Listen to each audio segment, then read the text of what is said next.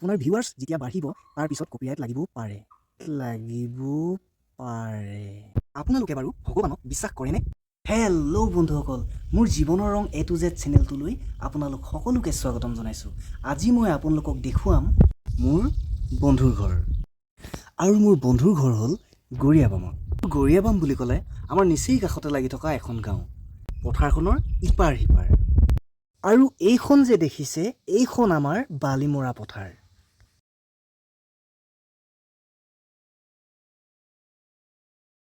আমি অহা ৰাস্তাটো হ'ল এইটো।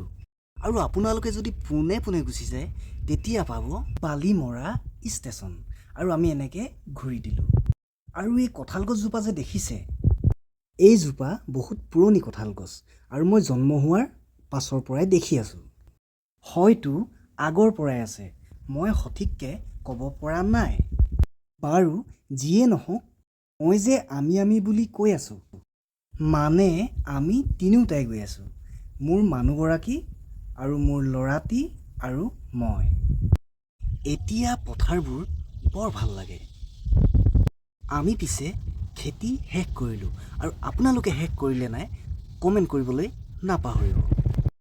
আমাৰ সোঁফালে এই যে ঘৰটো দেখিছে, ইয়াৰ এটা কাহিনী আছে। মাজতে যেতিয়া ডাঙৰকৈ বতাহ দিছিলে তেতিয়া ঘৰটো ভাঙি পেলালে। আৰু আমি যেতিয়া নামৰূপলৈ অহা যোৱা কৰোঁ, আমি এইটো ৰাস্তা দিয়ে যাওঁ। আহোঁতে যাওঁতে আমি সদায় দেখি থাকোঁ।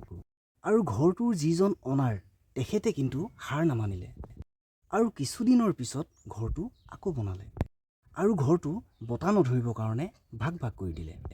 আৰু তেখেতৰ এই আদৰ্শই উঠি অহা প্ৰজন্মক এটাই কথা কয়, একেবাৰে নোৱাৰিলে 100 বাৰ কৰা। আৰু সেউজীয়া পথাৰখন দেখি মনত পৰিলে এটা গান। হেদ পথাৰতে হবিনে ৰোৱনী। গান গাবলৈ মন যায়, কিন্তু গাব নাজানো। আৰু যিয়ে নহওক, বন্ধুৰ ঘৰ পোৱাৰ আগতে আমি পাম স্কুল। আৰু স্কুলৰ ফিল্ডৰ কাষেদিয়ে যাব লাগিব মোৰ বন্ধুৰ ঘৰলৈ। এইখনেই হ'ল গৰিয়াবাম স্কুল আৰু স্কুলৰ ফিল্ড। ইয়াৰ পাছতেই বাওঁ চাইডে আমি পাম এটা নামঘৰ। আৰু আপোনালোকে ৰাস্তাইদি গ'লে নামঘৰ দেখিলে মূৰ দোৱাইনে? আপোনালোকে বাৰু ভগৱানক বিশ্বাস কৰেনে? আপোনালোকে কেইজন ভগৱানক পূজা কৰে? এয়া হ'ল নামঘৰ কৃষ্ণ। আৰু মই জনাত প্ৰকৃততে ভগৱান এজনেই। আৰু আপোনালোকৰ মতেনো কি? কমেণ্ট কৰি জনাবলৈ নাপাহৰিব। লাইভ কথা কৈ ভিডিঅ' বনাবলৈ মন যায়, কিন্তু বনাবলৈ অলপ নিজকে টান লাগে, কিয়নো মোৰ ছাবস্ক্ৰাইবাৰ নিচেই কম। আগলৈ যাতে ভাল ভাল ভিডিঅ' আপোনালোকৰ মাজলৈ লৈ আহিব পাৰোঁ, তাৰ কাৰণে মোৰ চেনেলটো ছাবস্ক্ৰাইব কৰিবলৈ নাপাহৰিব। এয়া আমি পালোহি বন্ধুৰ ঘৰ।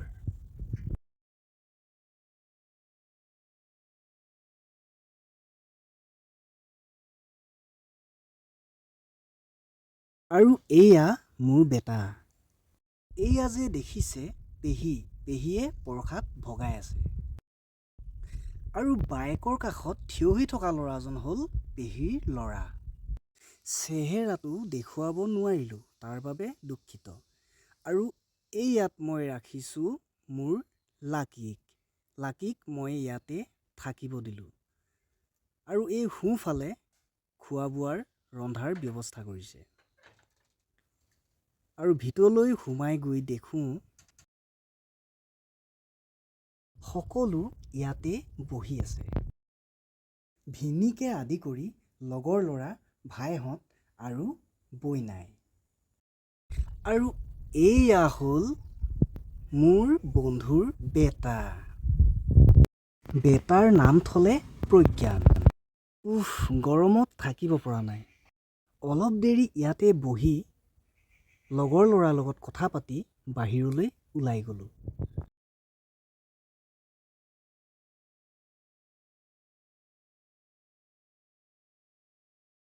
বাহিৰত গৈ দেখিলোঁ মাইনাহঁতে ভাত খাই আছে। আৰু 2 নম্বৰ গৰাকী আমাৰ দীপ ককাইদেউৰ ছোৱালী। আৰু তাৰ পাছতে ওলালোঁ গাহৰি চাবলৈ।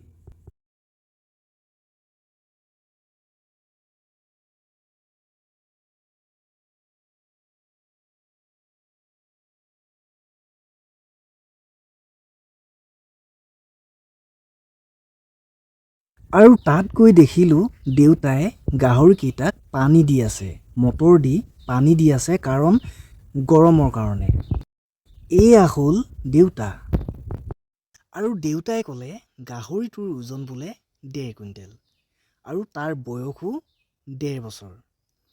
আৰু সেই গাহৰিজনীয়ে পোৱালি দিলে 11টা, মাত্ৰ 10 দিন হৈছে। আৰু গঁৰালটো এই ধৰণে বনাই ৰাখিছে।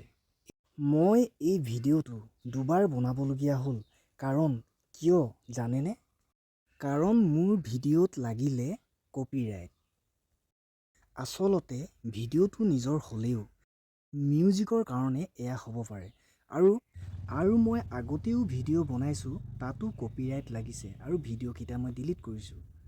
মই গম পোৱা নাছিলোঁ কি কাৰণে হৈছিলে। আৰু আপোনালোকেও এইটো ভুল কেতিয়াও নকৰিব।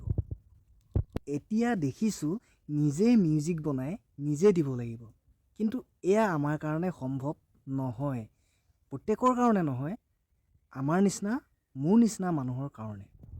সেইকাৰণে বাদ দিলোঁ যা। এতিয়া মাত্ৰ নিজৰ ভইচটো দি ভিডিঅ'টো বনাইছোঁ।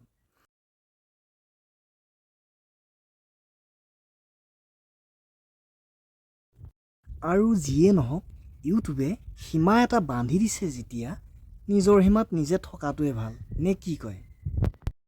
আপোনালোকে যদি এইটো ভুল কৰিছে, তেনেকৈ ভিডিঅ'বিলাক বনাই ৰাখিছে, তেতিয়াহ'লে আপোনালোকে সাৱধান হওক। কাৰণ আজি যদি কপিৰাইট লগা নাই, হয়তো আপোনাৰ ভিউৱাৰ্ছ যেতিয়া বাঢ়িব, তাৰ পিছত কপিৰাইট লাগিবও পাৰে।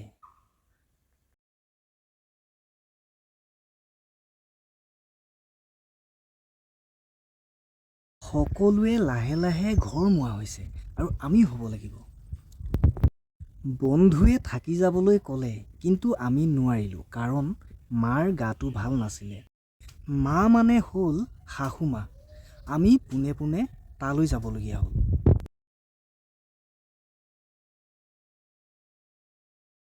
আৰু এয়া হ'ল ভিনি, মোৰ বন্ধুৰ বাইদেউৰ মানুহজন।